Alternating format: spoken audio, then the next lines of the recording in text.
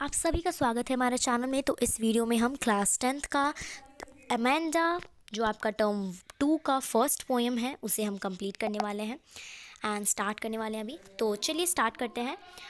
यहाँ पे ये अमेंडा एक पोएम है जो दिखा रहा है कि एक माँ और एक बेटी के बीच में ये पोएम है। ठीक है, तो चलिए देखते हैं। इसमें आपको फर्स्ट यहाँ पे पैराग्राफ जो दिया है उसमें ये कह रहा है that don't bind your nails Amanda. तो ये कौन ये ऑर्डर दे रहा है, किसको दे रहा है? तो अमेंडा को उसकी माँ ऑर्डर दे रही है, ऐसा हम अज्यूम करेंगे, क्योंकि अक्सर ऐसी छोटी मोटी बातों पे आपकी माँ ही आपको टोकती रहती हैं। ठीक है, so don't bite your nails Amanda, don't hunch your shoulder Amanda, stop that slouching and sit up straight Amanda. इस पूरे पैरा का मीनिंग यही हो रहा है दैट उसकी माँ कह रही है दैट अपने नील्स को बाइट करना बंद करो, शोल्डर को बेंड करना बंद करो अमेंडा। ठीक है, शोल्डर को बेंड मत करो अमेंडा। ठीक है, और इतनी लेज़ी वे में मत बैठो तुम। ठीक है, तुम जो ना इतनी लेज़ी वे में जो तुम बैठी हो वैसे मत बैठो, और स्ट्रेट होकर बैठो, ऐसे आप बोल सकते हैं। ठीक है, ये आपको कहना चाह रही है उसकी माँ। ठीक है, अब इसी में हम इसके लिटरेरी डिवाइसेस को भी देखते जाएंगे ताकि आपके लिए इजी हो। तो फर्स्ट पैरा के जो लिटरेरी डिवाइसेस हैं मैं आपको मार्क करवाते जाऊंगी, आपको वैसे ही मार्क करना है। यहाँ पे ये आपको दिख रहा होगा फर्स्ट एंड सेकेंड लाइन में डोंट सेम वर्ड रिपीट हुआ है, तो इसको आप क्या कहते हैं?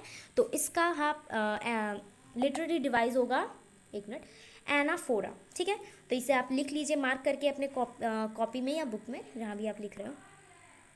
एनाफोरा इसका लिटरेरी डिवाइस है, पोइटिक डिवाइस है। मैं लिटरली बोल रही हूँ, पोइटिक डिवाइस है। ठीक है, अब यहाँ पे आपको यहाँ पे दिख रहा होगा ओ दो बार यूज़ हो रहा है। ठीक है, तो यहाँ पे भी देखिए ओ दो बार यूज़ हो रहा है। तो यहाँ पे ये जो यूज़ हो रहा है वोवेल वर्ड बार बार रिपीटेडली, तो इसे आप क्या बोलेंगे? तो इसे बोलेंगे एसोनेंस। एसोनेंस। ठीक है, जब वर्वेल वर्ड बार बार रिपीट हो तो उसे हम एसोनेंस कहते हैं। एनाफोरा तब कहते हैं जब दो वर्ड रिपीट हो। ठीक है, चलिए उसके बाद आप यहाँ पे इसका राइमिंग स्कीम मैं आपको लास्ट में बताऊंगी। ठीक है, नहीं तो ऐसे भी मैं बता सकती हूँ लेकिन थोड़ा अजीब हो जाए, लेकिन मैं देखती हूँ आपको बता के। एक ए क्योंकि यहाँ पे लास्ट में ए है, मतलब लास्ट का वर्ड ए है, इसलिए मैंने ए नहीं लिखा। सेम वर्ड है इसलिए एक ही हम यहाँ पे यूज़ करेंगे लेटर। उसके बाद यहाँ स्ट्रेट में टी लास्ट में हो जाए तो हम लोग बी यूज़ करेंगे। उसके बाद यहाँ फिर ए हुआ है तो यहाँ पे हम ए यूज़ करेंगे। ठीक है, चलिए नेक्स्ट देखते हैं। नेक्स्ट पैराग्राफ में आपको क्या है that there is a language emerald sea where the sole inhabitant is me a mermaid drifting peacefully. तो यहाँ पे देखिए आपको ब्रैकेट में ये पूरा दिया है, तो ये अमेंडा सोच रही है। ठीक है, बोल नहीं रही अपनी मम्मी से बट सोच रही है। तो यहाँ पे इसका मतलब क्या होता है? रिलैक्स्ड होता है। इसका मतलब आप रिलैक्स लिख लीजिए, जल्दी से मार्क कर लीजिए। उसके बाद एमरेंट का मतलब होता है एक बहुत ही ज़्यादा ब्राइट ग्रीन प्रीशियस स्टोन। ठीक है, ब्राइट ग्रीन आप लिख सकते हैं यहाँ पे, GHT bright and green stone, STONE stone. ठीक है, तो ये जो ब्राइट ग्रीन कलर का जो वो यहाँ पे बता रही है वो क्या है? सी है। ठीक है, उस कलर का सी है एक, वो बहुत ही ज़्यादा रिलैक्स्ड है। एक वहाँ पे बहुत ज़्यादा रिलैक्स सी है ब्राइट ग्रीन कलर का, जहाँ पे वो एक इनहैबिटेंट का मतलब आपको पता होगा निवासी। ठीक है, जहाँ की वो निवासी है एज अ मर्मेड, जो कि स्लोली, ड्राफ्टिंग का मतलब होता है slowly peacefully, slowly and happily drafting, मतलब स्लोली अपना मूव कर रही है उसी वाटर में, क्योंकि वो मर्मेड है। ठीक है, चलिए नेक्स्ट देखते हैं उसकी मम्मी उसे फिर क्या बोल रही है।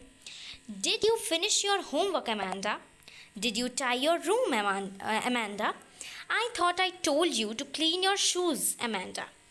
इस वाले लाइन में उसने, पहले तो मैं आपको बता दूँ, तो यहाँ पे इस लाइन में वो क्या कहना चाह रही है दैट क्या तुमने अपना रूम होमवर्क फिनिश किया अमेंडा? क्या तुमने अपने रूम को साफ़ किया? मैंने शायद कहा था कि तुम अपने शूज़ साफ़ कर लो, क्या तुमने किया अमेंडा? ऐसा टाइप से वो कह रही है उसकी मम्मी। तो अब अमेंडा फिर कुछ सोच में पड़ जाती है। ठीक है, उससे पहले हम यहाँ पे कुछ पोइटिक डिवाइस देख लेते हैं। हमने सेकंड पैराग्राफ का भी नहीं देखा था, वही मुझे लग रहा था कि हाँ हाँ। तो यहाँ पे मैंने इसका आपको नहीं बताया ना, इसका देखिए क्या होगा। पहले तो इसमें एक होगा कंपेयर का, क्योंकि यहाँ पे मेटाफर यूज़ होगा, क्योंकि इसमें कंपेयर किया जा रहा है एक सी को, ठीक है, as a green bright colour precious stone. तो यहाँ पे मेटाफोर यूज़ हो रहा है। उसके बाद यहाँ पे और कुछ यूज़ नहीं हो रहा है। बाकी आपको इसका राइमिंग स्कीम मैं बता देती हूँ, दैट इज़ वेट, हालांकि राइमिंग स्कीम आपके एग्ज़ाम में आता नहीं है, बट मैं बता देती हूँ। तो ये ए है, ठीक है, सी होगा यहाँ पे, उसके बाद फिर यहाँ पे सी होगा, और उसके बाद यहाँ पे वाई है, तो यहाँ पे भी सी होगा, ठीक है। चलिए नेक्स्ट देखते हैं, ठीक है। तो यही था इसमें पोएटिक डिवाइस। उसके बाद हम ये देखेंगे इस वाले स्टैंजा में, तो मैंने आपको इसका एक्सप्लेनेशन दे दिया है। तो इसमें पोएटिक डिवाइस कुछ नहीं है, आपको यहाँ पे लिख लेना है बस एक, यहाँ पे एक एल्यूजन भी आप कर सकते हैं, ठीक है। जो ऊपर वाला स्टैंजा था ना मर्मेड में, वो जो अपने आप को कंपेयर कर रही है, तो वो एक इमेजिनेशन ही वाली दुनिया है, ठीक है, तो वो एल्यूजन भी कर सकते हैं। अब यहाँ पे आपको लिखना है ए एंड फिर यहाँ पे आपको लिखना है डी, क्योंकि एस पहली बार आ रहा है। उसके बाद यहाँ पे आपको फिर से ए लिख देना है, ठीक है, डन। नेक्स्ट अब देखते हैं, एक मिनट, यहाँ पे ऊपर में जो था ना ये ए ही होगा, ठीक है, क्योंकि ये हमने यूज़ किया है ए के लिए, ठीक है।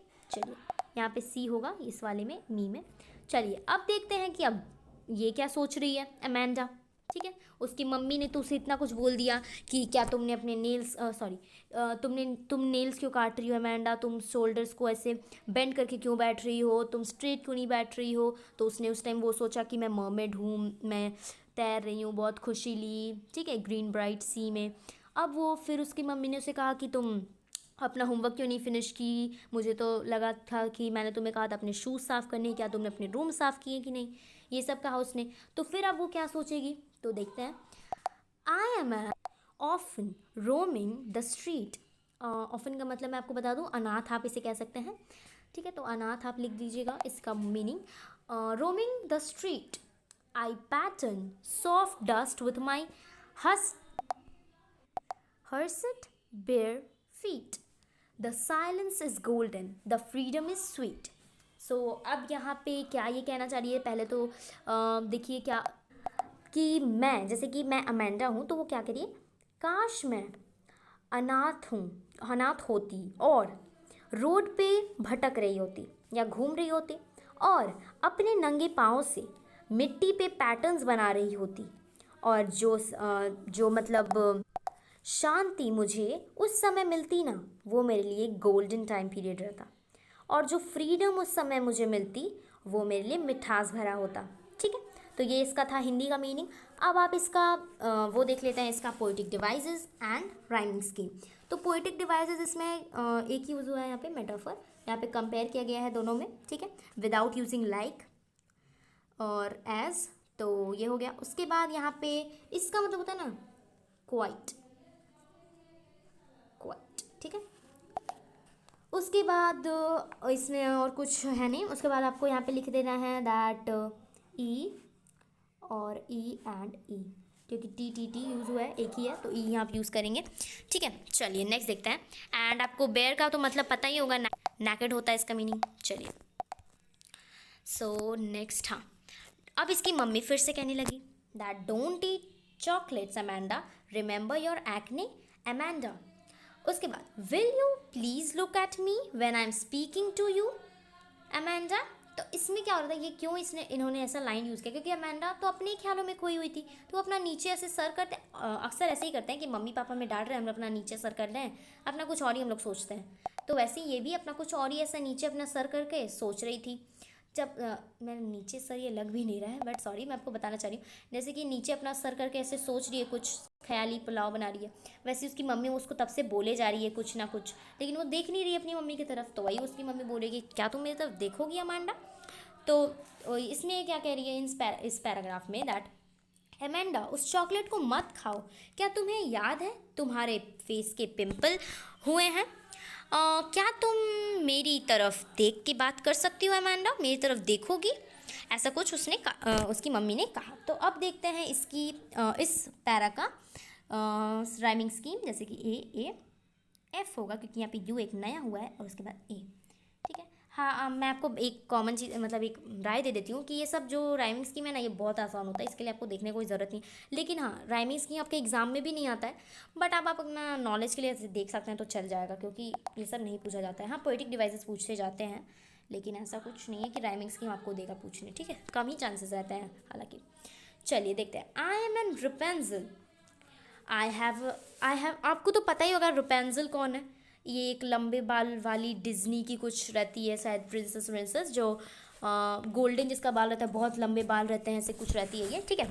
I have not a care, मुझे कोई फ़र्क नहीं पड़ रहा।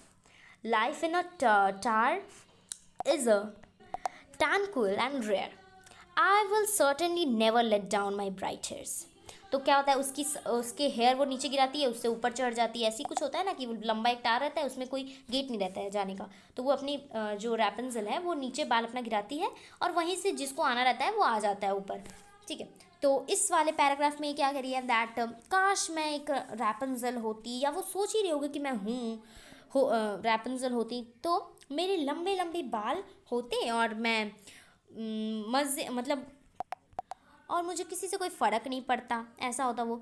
और मैं कभी अपने लंबे लंबे बाल नीचे गिराती ही नहीं, और ताकि कोई ऊपर आता ही नहीं उस टावर पे, और मैं अकेले शांत सी मतलब ऐसे शांत शांत रहती उधर, शांति रहता, तो उसे वही पसंद है कि मम्मी उसकी चर चर चर चर कर रही है, उसे वो सब नहीं पसंद, इसलिए वो सोच रही है ऐसा कि मैं टावर में अकेली हूँ, कोई वहाँ आता ही नहीं, और मैं शांति से वहाँ रहती। तो अब उसकी मम्मी ने क्या दिया है डायलॉग दैट स्टॉप दैट स्कलन स्कलिंग एट वंस अमेंडा, मतलब तुम जो स्कलिंग का मतलब क्या होता है ना, अपसेट मतलब, ठीक है, आप ये मान सकते हैं कि वो अपसेट वाला मूड हटाओ अमेंडा, मतलब बंद करो ऐसा होना। You always so Moody Amanda, you are always so moody, Amanda. Anyone would think that I nagged at you, Amanda. Nagged का मतलब होता है scold. इस वाले पैरा में मम्मी क्या कहना चाह रही है, दैट अमेंडा हमेशा बैड मूड में रहना बंद करो, ठीक है, इतना मूडी एंड अनस्टेबल होना बंद करो, क्योंकि कोई भी तुम्हें देखेगा तो यही सोचेगा कि इसकी मम्मी से कितना टॉर्चर करती है, परेशान करती है, ठीक है। तो यही इसका कहने का मतलब था। अब इसके भी हम कुछ देख लेते हैं। ए होगा, एच होगा, एंड यहाँ पे ए होगा, ठीक है। ये इसका राइमिंग स्कीम होगा, और इसमें मैं आपको कुछ कुछ लेटर्स का मीनिंग नहीं बता पाई। देखिए, इसमें लेटर्स का मीनिंग होगा रेयर, मतलब होता है बहुत आसानी से मिलने वाला, ठीक है। उसके बाद रेयर मतलब जो नहीं मिलता है आसानी से, सॉरी, मिलता नहीं है जो आसानी से लाइफ में, ऐसा कुछ। उसके बाद इसका मतलब आप लिख सकते हैं रिलैक्स, ठीक है, और बाकी का तो मतलब इसमें इजीली आपको समझ में आ जाएगा, ठीक है। एंड इसके रोबिन कैलन इनके पोएट का नाम है, इस पोएम के पोएट, तो इसे भी याद कर लीजिएगा। 1 मार्क्स में से हमेशा पूछा जाता है, और यहाँ पे आपको कुछ कुछ के दिए भी हुए हैं, ठीक है। चलिए, यहाँ पे आपका चैप्टर होता है, चैप्टर में बोल रही हूँ, पोएम होता है ख़त्म। एंड हमने इस पोएम को पूरी अच्छी तरह से पढ़ लिया है, समरी भी इसकी कर ली है, तो अब हम इसके करेंगे कुछ इंपॉर्टेंट क्वेश्चन आंसर। तो ये रहा आपका फर्स्ट क्वेश्चन। तो यहाँ पे आपसे ये पूछा जा रहा है, ये फर्स्ट पैराग्राफ से आपका क्वेश्चन है ये। ओ माय गॉड, इतना मोटा, वेट। क्वेश्चन नंबर 1 आपका फर्स्ट पैराग्राफ से है, ठीक है। तो यहाँ पे क्वेश्चन आपसे ये पूछ रहा है first that Amanda is getting instructed for what purpose, ठीक है। उसके बाद आपसे पूछ रहा है that give a synonym of hunch. उसके बाद है सी का that what does the speaker of the above line instruct Amanda in the first stanza, ठीक है। उसके बाद है what is the literally device use in the third line. तो आप जल्दी से वीडियो को पॉज करिए और आंसर लिखिए, और जो भी आ रहा है आपको, ठीक है, थोड़ा मोड़ा लिखिए, आप अगर सोच पा रहे हैं तो सोचिए, ठीक है। और मैं आपको अब आंसर दिखाती हूँ। तो इसका आंसर ये रहा that Amanda is getting instructed as a part of her upbringing. ये बहुत ज़्यादा वैल्यूबल है, इसलिए मैंने इसे सर्कल किया। Upbringing her conduct and manners are getting refined for the future purpose. तो क्यों इंस्ट्रक्टेड हो रहा है, upbringing refined for the future purpose, ठीक है, यही है। उसके बाद हम देखेंगे कि बेंड था उसका आंसर। उसके बाद है सी का answer that Amanda is getting instructed for hunch का शायद ये था सिनोनिम, ठीक है, बेंड। उसके बाद Amanda is getting instructed for her biting her nails and sitting lazy with her shoulders bent, उसके बाद लिटरेरी डिवाइस, इसमें एलिट्रेशन है, stop that slouching and set up. ठीक है, एलिट्रेशन क्यों है? क्योंकि एक ही वर्ड एस यूज़ हो रहा है बार बार। ठीक है, चलिए अब नेक्स्ट क्वेश्चन देखते हैं। क्वेश्चन नंबर 2 आपका सेकंड स्टैंजा से है, that why are these lines given within bracket. तो मैंने आपको बताया था इसका reason. Then give the word for the passage which means free flowing act of going with the motion of force. तो ये भी आपको पता है। उसके बाद what is the role of mermaid है। उसके बाद है which word is exact mean opposite of sorrowful. चलिए इसका आंसर अब देखते हैं। जल्दी से आप वीडियो पॉज करिए और अपने दिमाग में सोचिए कि क्या आंसर है। सो इसका आंसर ये रहा, that these lines are given within bracket because they reveal the inner thoughts of Amanda. ठीक है, उसके बाद बाकी का लाइन आप पढ़ लीजिए। दैट उसके बाद सेकेंड का, that drafting means free flowing act of going with the motion. Mermaid is a part of Amanda's fantasy in her own created world, as mermaid sails in a sea carelessly and effortlessly. Similarly, Amanda longs to do so in a place where she is all by herself. Net peacefully is the opposite of sorrowful. ठीक है, चलिए अब next question देखते हैं। So question number 3 आप देख सकते हैं, that why is Amanda not looking at the speaker, find the word in the extract which means same as consume. The speaker is so worried about acne, what does it show? Which word is exact mean the same to as, मतलब as to grace। ठीक है, चलिए। सो ये रहा इसका answer, that Amanda is lost in her own thoughts and is paying no attention to instruction. उसके बाद eat means same as consume. उसके बाद speaker brings worried about the acne, shows much importance to the physical beauty in the household. ठीक है, उसके बाद आप देख लीजिए। उसके बाद है that to look means the same as to grace. ठीक, चलिए नेक्स्ट देखते हैं। क्वेश्चन नंबर 4 ये रहा, that how come silence is golden, give an